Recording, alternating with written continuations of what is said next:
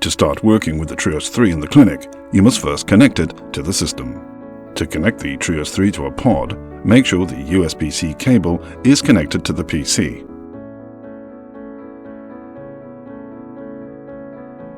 Then insert the scanner cable into the pod, making sure to align the red dots.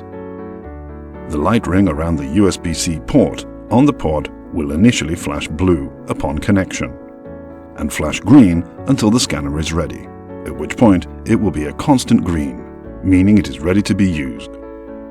To connect the TRIOS 3 to a Move Plus, place the scanner in the scanner holder and insert the scanner cable into the rear of the Move Plus unit. For every new patient, it is important to place a clean and sterile scanner tip on the scanner before use. Remove the protection tip and apply the clean and sterile tip for the patient. You can now use the scanner. After you're done using the scanner, make sure to remove the tip and follow the cleaning and maintenance guidelines. When the scanner is not in use, place the protection tip back onto the scanner.